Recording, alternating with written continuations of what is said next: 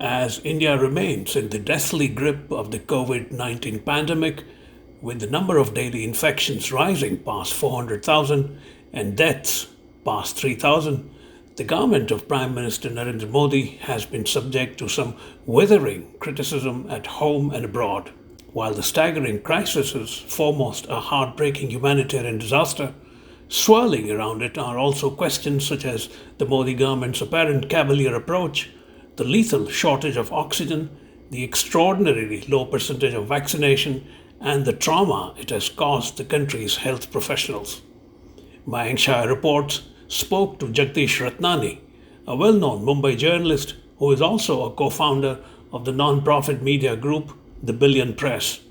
Jagdish has, over a journalistic career spanning nearly 4 decades, reported major news stories for national and international news media. He has kept up with the daily mayhem caused by the SARS-CoV-2. Jagdish, welcome to the show. Hi, thank you for having me, Mayank. Lovely to see you in the studio and doing what you are best at. Likewise, thank you. Before I jump into the nitty gritty, I want your take on one simple fact that less than 2% of India's 940 million adults have been fully vaccinated. Why is it that? Because I know for a fact that India exported 60 million shots uh, and chose not to divert them to India instead. What's going on there? Tell me. So Mayank, thank you. And that's a very interesting question to start this conversation with. And, speaking from a very common sense perspective, and since you have lived in Mumbai and in India for long years and have been a journalist here, you would know and would have read that India is the world's largest producer of vaccines by doses delivered globally, at least. Yeah, Serum Institute of India, which is barely 160 kilometers from Mumbai, where I am situated, is the producer of these vaccines. And might it surprise you to know that if you walked across my home and barely 5 kilometers to a large vaccine center, until a few days ago, people went there and were told there are no vaccines. So this is something that's very perplexing.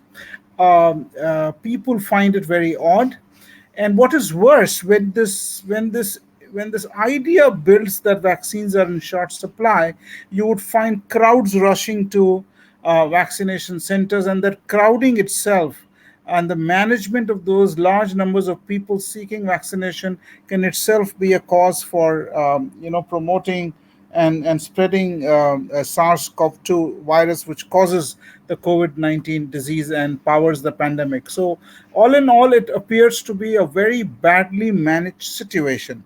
But that's really saying nothing. Obviously, if you go and you don't find vaccines, that's poorly managed. The question you're asking, I think, is why is it poorly managed if it's poorly managed, and where have the vaccines gone? And the ground reality is this. Serum Institute, which is producing the bulk of the vaccines and is selling or is offering in India by the name Covishield, that's the maximum number of doses available and has been administered. Is has did not receive an order from the government of India well in advance to make enough vaccines. Ditto can be said for the other company, which is producing an indigenous vaccine that is said to work very well, which is Bharat Biotech producing the Covaxin. Okay, the name is Covaxin. Both have worked on their own steam. Both have not received enough advance orders or supports or stocking up. And when the time comes, you want them to ramp up production, they can only do up to a point. What is more, Covishield is the AstraZeneca Oxford vaccine, so Serum Institute would also be contracted to give some to the countries that have signed that contract. All in all, there will be supply constraints, and that is causing a lot of and demand increase, and that's causing the mismatch and the rush and the 2% or less than 2% vaccination. Having said that, Even if vaccines were available in enough measure, India is a large country, as you know, and we were discussing this a while ago. It will take time for people to get vaccinated. This is not Israel that you can, almost as if in a week vaccinate a large number. But with the constraints that we find in terms of supply, with mistrust in distribution, it's going to get far worse. That's the ground reality. So that sounds rather disturbing because even if the country was flooded with the number of vaccine that is needed, you're looking at the very least several months before India begins to think in terms of reasonable amount of vaccination footprint, is it? At the pace at which we are going, I heard one expert say it will take uh, 2 years to vaccinate India. Certainly more than a year, and that is a ridiculous timeline to have in the current situations. But yeah, We could have done much better. once again, I'm surprised because India has had a stellar record in terms of vaccination. Say, for instance, polio. The kind of drive that were undertaken over the last few decades. India has the ability to do it. Why is it not being attempted at the scale that, say, for instance, polio was attacked? Yeah, so there are crucial differences, and you will appreciate that the polio vaccination program has gone on over a long period of time. It That's true. has it has polio is a door to door vaccination program. Polio is not a rushed vaccination that needs to be done here and now. The polio vaccine is not a new vaccine that needs to be produced and stocked in advance. So this is a so the polio program is well understood. It has been rolled out over a period of time. It has received widespread support. It has sunk into the people of India that you need this vaccine. The pandemic is a different ball game altogether. For one, the vaccine itself is new, and I might tell you that India does not, as a nation, I don't think we have the license to be able to produce the AstraZeneca Oxford vaccine. That is a license or material that is imported, the basis which the vaccine is made.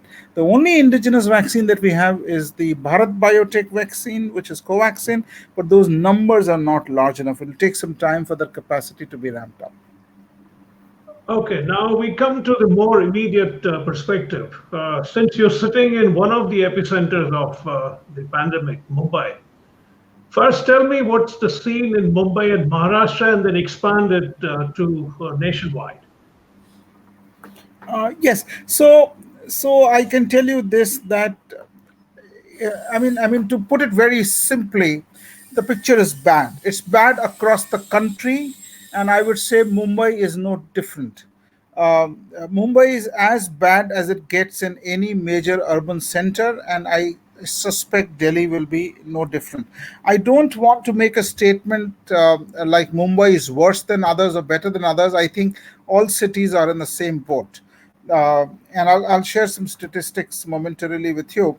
But I also want to tell you that at least in Mumbai, I can say that the Mumbai Municipal Corporation is one of the richest corporations. I am not saying things are good, mind you, but certainly there is some attempt at managing it.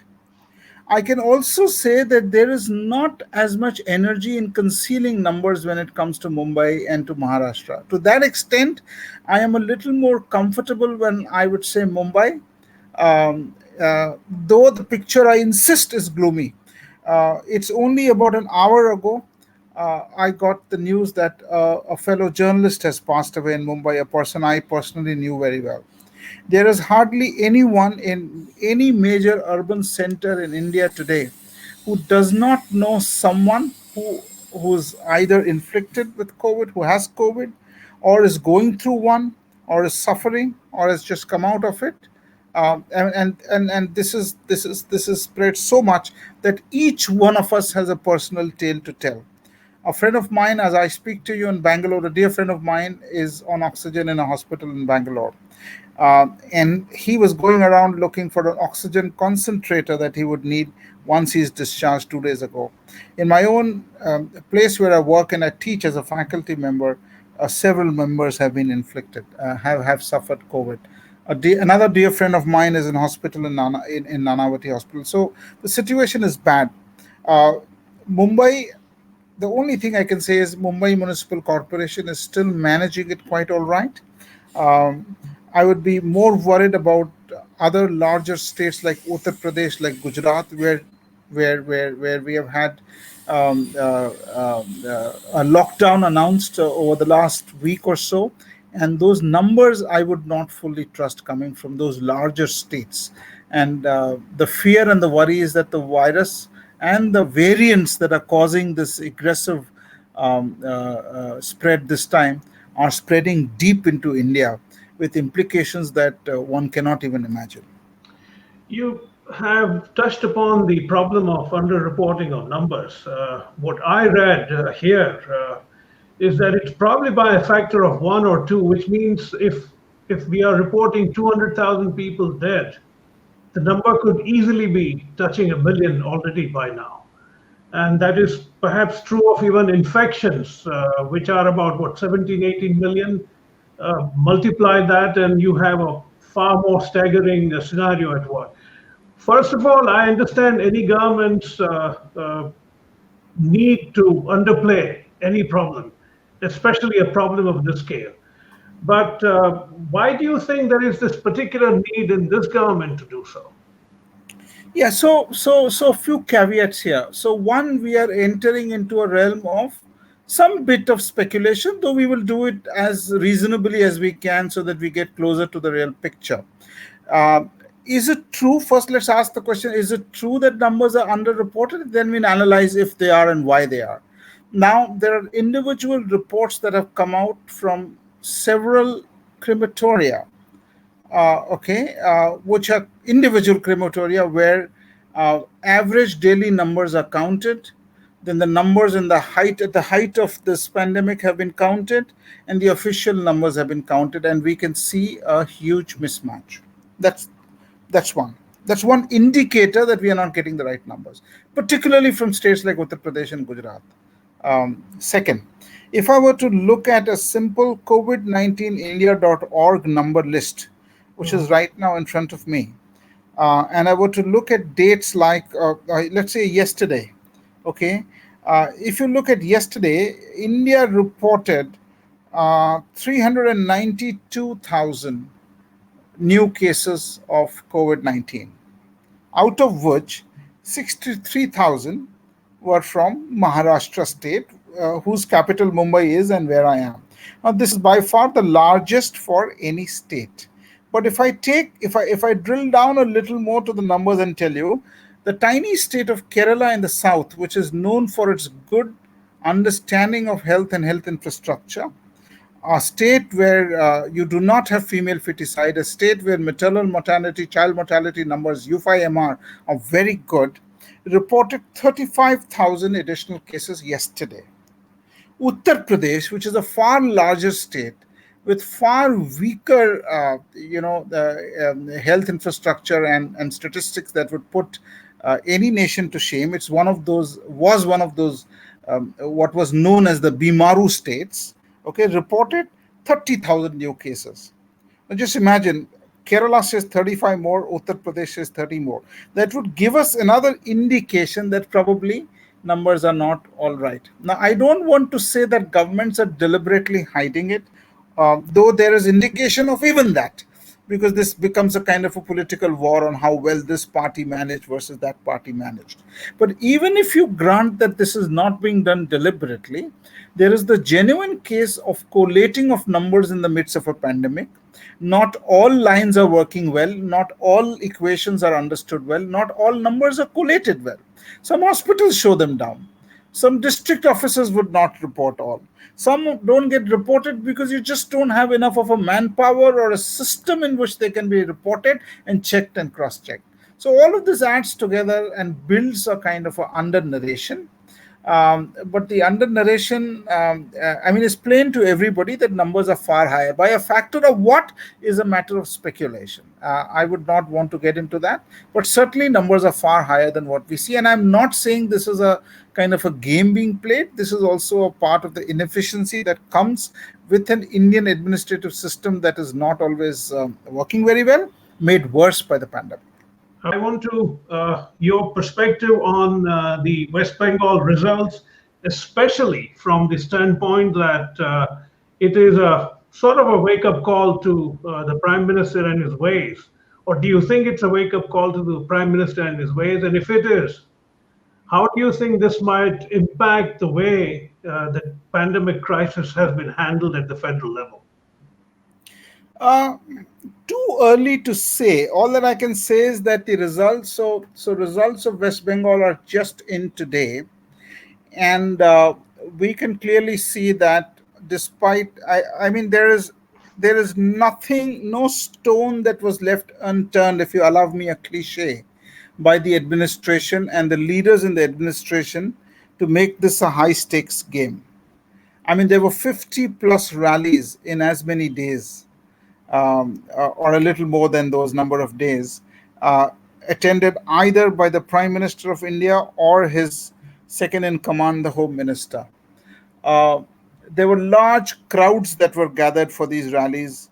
Uh, the the common understanding is that the election commission also worked to the demands of what the ruling party at the center wanted. So, though this is just an allegation and we have no means to prove it, because they broke the election into eight phases, which was not called for in the midst of a pandemic. And West Bengal may pay a price for that, because the virus is going to spread even more. Despite all this, um, despite all this, I think the Bharatiya Janata Party, under the leadership of the Prime Minister, has come a cropper.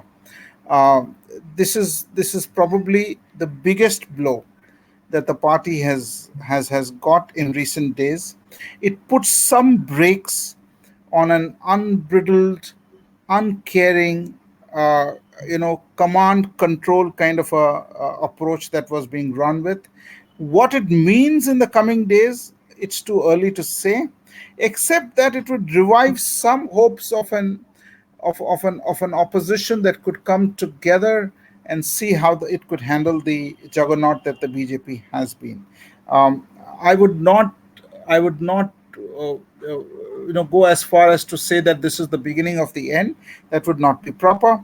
But certainly, this is a big day in terms of in Indian political history, because it signals that with all the effort, with all the money, with everything at their command, they could not rest West Bengal.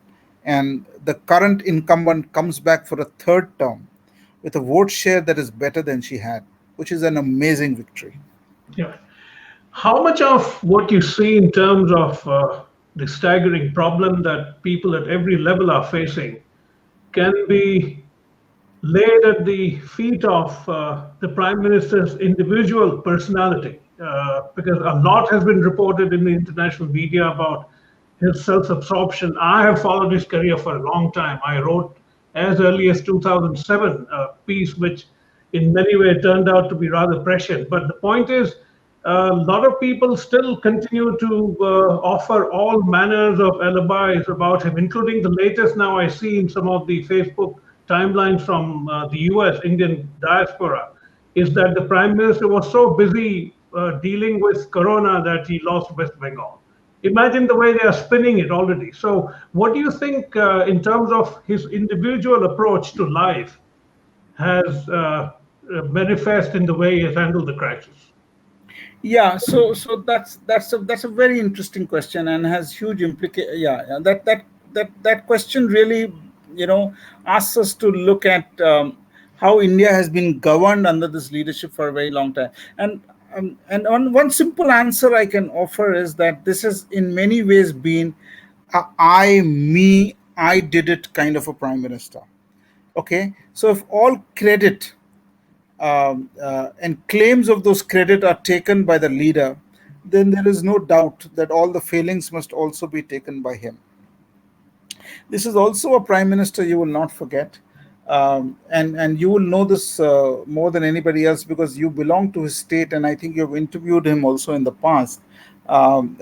This is the prime minister who is who was in some ways unconcerned or appeared unconcerned with any idea of nuance, of expert, of seeking expert help, of being open to ideas, of being curious about how things work and how they can be fixed. It is more of, I know how it works. Innovation is taking gas from a gutter and making tea on it. Job creation is, frying pakoras on the street. uh, I got the answer, and my lack of knowledge and education and exposure is my virtue. And that kind of an approach that has kept away, um, uh, you know, any sane, good, meaningful advice from this team. And the results are there for us to see. I would say he cannot escape responsibility for this. Just as he took all credit, he will have to bear the burden of this as well. I think that's but fair. I think that is also understood by the BJP in some sense. Is it? Is it really? I would think deep within the party, because I mean, while there is no noise coming out from within, that was also because in large part he was seen as the ultimate vote grabber. Now, if that so-called magic, which essentially was splitting the nation on grounds of religion, ceases to work, or if some other issues come into play, then I don't see any reason why some or the other voice will not emerge to ask questions, because the BJP today is nothing more than the Congress was yesterday. They say there is this lovely line in that book, The Lessons of History by Will Durant, which says that nothing is clearer in history than the adoption by successful rebels of the methods they were accustomed to condemn in the forces they deposed. Yeah. And what you see him doing is exactly what he might accuse the Congress of doing. This is the dictatorial party today. There is one supremo, and there is no other voice. I would expect some of this to change, because the BJP certainly has deeper roots in terms of free thinking, independent voices. They've all been quietened, maybe dazzled by the victories that he has delivered, and saying, "Okay, this is our time to grab power and to change the narrative on India." But once that so-called magic ceases, I would imagine, I would be surprised. I don't know. I'm not very sure that these voices will emerge, can emerge. Yes, Indeed, but do must. you seriously think that the West Bengal outcome, in a sense, erodes or even destroys the aura around or the halo on top of his head? Look, from my viewpoint, it does. Now, in a party of yes men, whether they think this can be turned around to a different story and then be sold, it is equally possible. But let me tell you the big difference this time. This time is a huge electoral loss in an election where the prestige points were set by the ruling party, by the center. They decided this would be a make or break election, and they lost it. They are the ones who put everything at the stake there, and they lost it.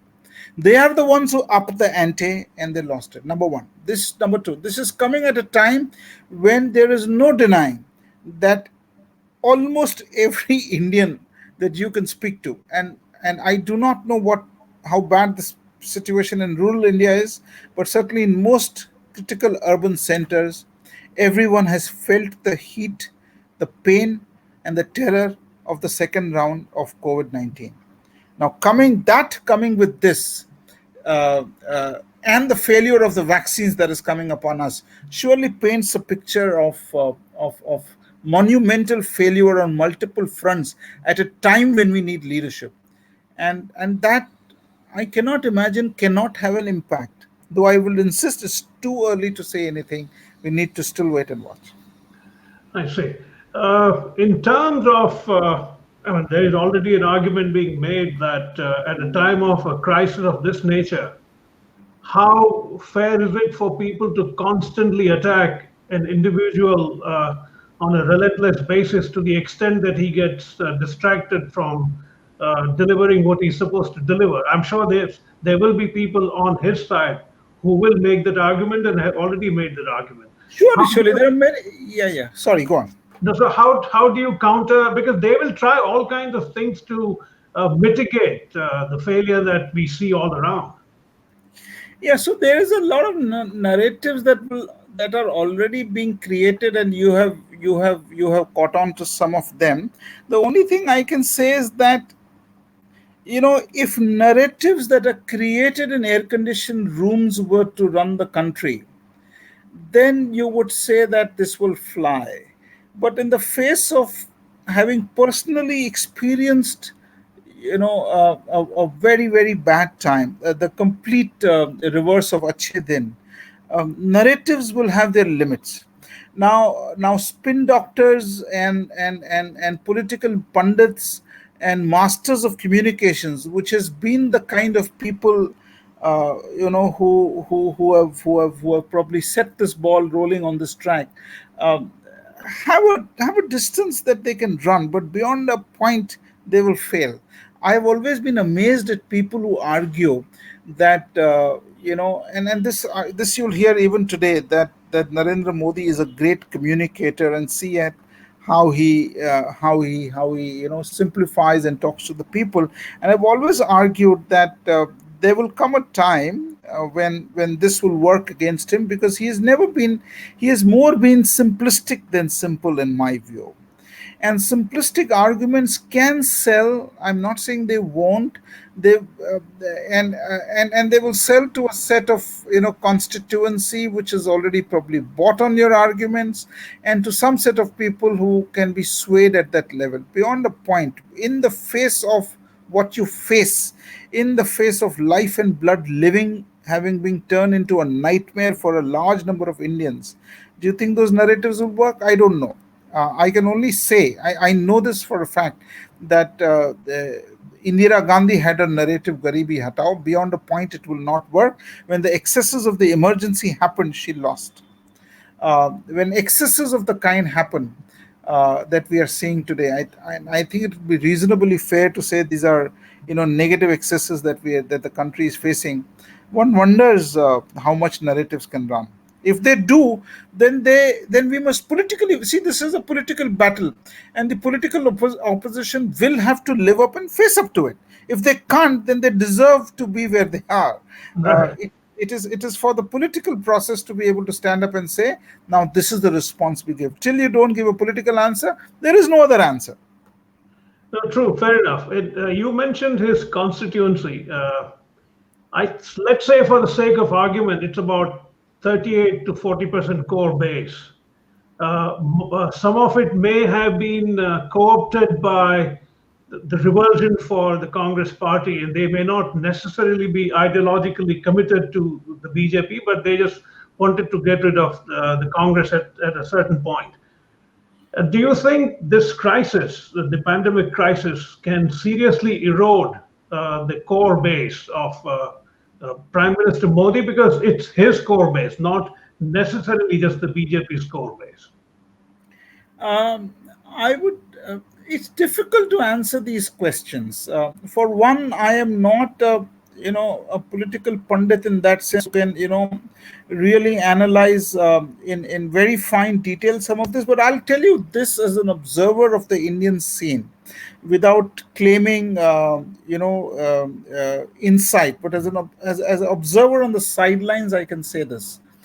Uh, there is this argument that is sometimes put that a large number of Indians might vote depending on how the previous government worked for them or did not work for them. For example, if prices of onions are high, if inflation is running high, um, then it has tended to be that the governments might face some heat in re election. However, if by and large the government is running it all right, by and large, it is unlikely. There is certain, while there is anti incumbency, there is also an inertia in uprooting a large tree that is already there. And you could argue a bit of this was Congress running over and over and over and winning over and over and over. The story that this current dispensation gives you of Congress being there for so many years and did nothing. But in the face of personal harm that many are facing today, uh, I would like to believe it would be my view that the tables have turned and tables will turn. How much is this analysis sitting in front of a laptop and not roaming the rural, countryside? Is an open question. I would not Right. claim. I would not claim that this is the only answer. We have to look for this. It is a. Right. It is a. It is a. It is a political war. It's also a war for where India goes. I've often argued that there is a certain Pakistanization of India that is happening, and that's actually not a very good term to use, but certainly a division of the kind along lines of religion that is does not bode well for the long term sustainability and prosperity of this nation. Two broad questions. One is I don't know how much you would want to get involved in terms of the economic impact of the crisis for India. And the second is uh, barely talked about likely impact of the trauma that the medical fraternity will face for years to come because of what they have experienced during the crisis. And both have a direct bearing on public good. Would you like to throw some light on that? Yeah, most certainly. On the economy, certainly, I can tell you. We were just analyzing some numbers only yesterday and today with a very senior person. So, the projection for growth rate of India, if you were to talk numbers, um, uh, has been very optimistic. And official numbers will tell you that India will grow 10.5% in the current fiscal. Now, now to tell you how unlikely this is, let me tell you that India's GDP last fiscal ending 21 was 134 08,882 crore. I'll give you the exact figure. Okay, so it is 134,0882 crore. If I were to grow 10.5%, okay, then you need an increase in this by simple commonsensical calculation of 14 lakh crores. Okay, real GDP I'm talking. Okay, Right, now India has not achieved this in the best of times. Are you right. telling me that it will achieve this in the times of this of that we are facing today? So that is not possible. India's economy is not going to meet the optimistic numbers that are being given. Uh, I and I can tell you that we have not even begun to see the full implications of what this current lockdown will bring for us. Don't forget, this is the second round. Don't forget that the Indian banking sector was already in poor shape. Don't forget that the Indian corporate sector is not in the best of shapes. Don't forget that small scale industries are also not doing very well. So we have been hit at a time when we were already a little weak. And one worries, and the question is well placed. I don't think we are going to come out of this looking very good. Yeah, Now, my so apologies. my question about the health community is the amount. I mean, I have been reading off and on reports of the kind of trauma that it's causing among the health community, doctors and nurses and others, even ambulance runners, drivers. It's not something that India naturally talks about. The idea of post-traumatic syndrome which is a real thing in America, and this trauma is serious and real. And I think there was only yesterday a case of a doctor committing suicide, and I'm sure there are others who are deeply traumatized by what they see. There is going to be a long-term cost of this. Is anyone paying attention to that? Because as India tries to reach its public or expand its public infrastructure, health infrastructure, if the fraternity itself is in crisis, how do you deal with all this? Yeah, so So very interesting question. This throws light on where our health infrastructure today is. Would you be surprised to know that even today, and I can't give you the numbers offhand because I don't know them, but a significant portion of Indian women still deliver outside of an institution, which means deliver at home. Our health infrastructure is very weak. And if you ask why do they do that because if they are in the villages, then they must go to the nearest public health center or a center that can help them, undergo labor. Now that could be X kilometers away, for which you need a vehicle, a van, a bus, or an ambulance to take you. The roads need to be good, the weather conditions need to be good. When you go there, you should be assured that there is a doctor, there is respectful care, there is someone who can, a neonatologist that will look after the child. If none of this is available, then somehow you feel more comfortable at home. India's health infrastructure is very poor, so we have not invested enough. And by saying this, it is naturally taken that we don't care for our doctors either. Being in Mumbai, you must have heard, and as a journalist long years, you would have heard of this organization called MARD, Maharashtra Resident Doctors Association. They have often complained of poor conditions of resident doctors. We need to make we need to look after our doctors better. We need to produce more of them. We need to make them work at a certain standard, but we also need to look after them. I don't think we are doing enough of that. This has led to a kind of a set of glamour doctors who work in cities and charge high fees, versus other doctors who work in the government sector and don't seem to be cared for enough. And we need to bridge this. We need to force everybody to work in rural India for some time. We need to give them, the infrastructure that they need. We need to care for them. We Okay, don't have now to the care for our administrative staff. We don't have to care for our collectors and SPs. We need to also care for, health officers across the country. where do we go from here? What does India do to reinstate at least some measure of normalcy beyond vaccination that we talked about? There is a desperate need to expand the vaccine footprint, which you suggested it might take a couple of years, according to some experts. So, if that is the case, how are we going to get rid of this problem? So, it's like saying, when you're completely lost, how do you find the way? you Yeah. know this is really a good metaphor for this. And I think a good way would be, at the highest level, for us to get a little more humble, to not speak of how this is that great superpower nation that has beaten the virus. I mean, we have talked of ourselves as a vaccine superpower, as a medicine superpower, as a military superpower, as a whatever. I mean, you add anything and we are a superpower. We got to stop this language.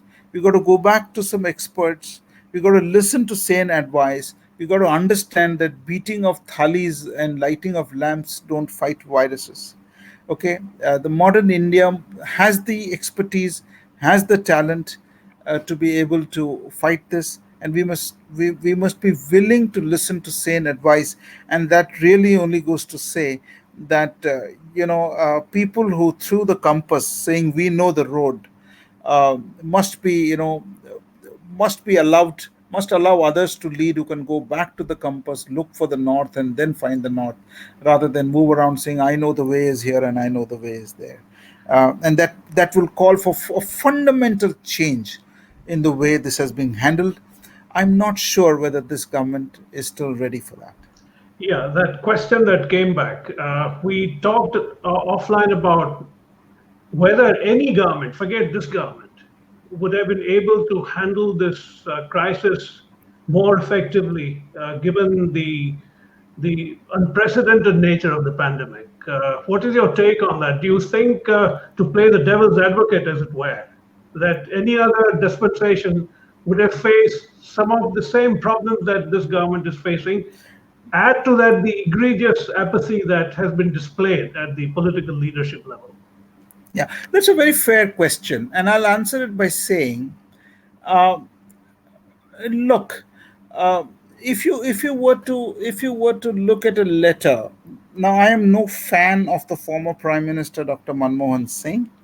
I have personally regarded him as politically having really ceded power to the current administration by his own actions and apathy. But we all Indians recognize that Dr. Manmohan Singh was a prime minister uh, who was humble, who was educated, who knew where to look for a solution if he did not have one. All right, so he wrote a letter to the government of India. This was a day or two before he was stricken with COVID. And just a moment, let me just disconnect this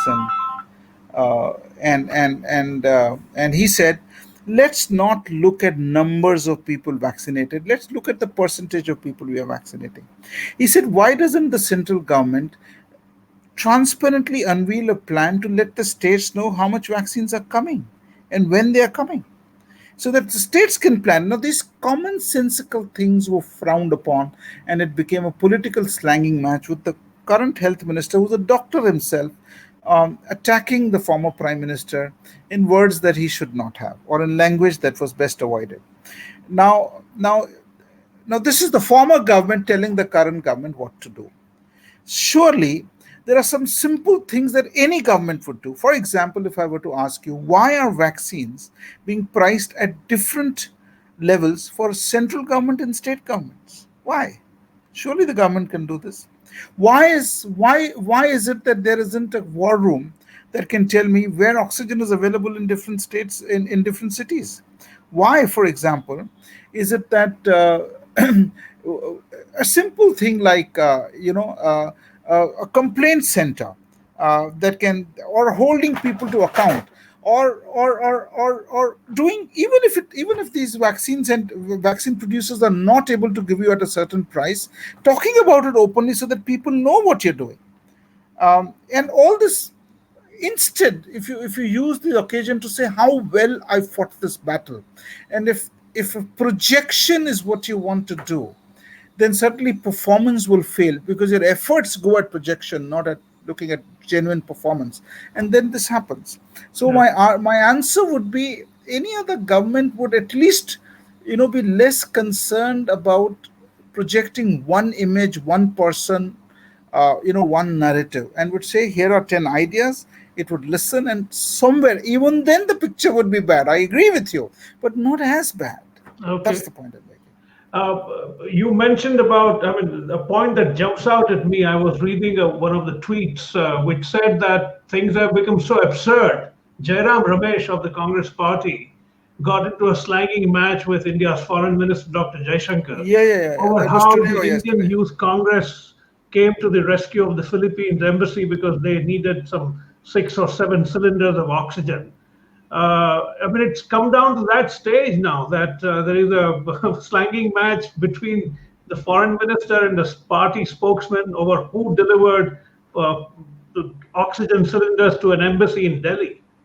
Yeah, that is true. There has been a lowering of standards at multiple levels in the political, establishment here. And I would not blame only the BJP, but I can certainly say that the party has led the way in lowering standards across the nation. You could say this on good authority if you were to look around. Temperatures have risen, cooperation is down, rocks get hurled, uh, uh, slanging matches are the norm. And this kind of an interaction in a nation that we thought was democratic, where you could have ideas that are different and be heard even if you were not followed. This is a lowering that one can only be sad about. And let us make no bones about it, and there is no way being polite about it. This has been led, caused, designed, engineered, delivered by the party that rules at the center. Before I let you go, on the final note, as a professional journalist, and as an individual who thinks about broader, deeper, more profound issues of life, existential questions, what is your personal sense? Are you an optimistic person at this stage? Where do you think you are? Yeah, I would be optimistic. I keep saying that it is my hope that just after the emergency, there was a good growth um, in the media in the country today. You and I are both, in some senses, products of a media of the post emergency era, when the media was mostly a government voice, and after emergency, it found its voice. It is my view that after this madness ends, it is my hope and view that after this madness ends, India will see a kind of a blooming of democracy, and certainly there should be multiple steps taken. In my organization will also work towards that. I don't know how much we are successful in in in in in certainly trying to put in place some systems that can protect this nation from the kind of onslaught that we have seen in the last 6 years, because it's this much is clear to us that emergency was not a one-off, that rights can be taken away, that democracy is genuinely not secure, and what must be done in India to make it a little more robust so that we don't face this again is a question that should trouble many of us, and we should engage with it. And it is my hope that there will be the energy to do that, and India may, it is my hope, emerge stronger from this.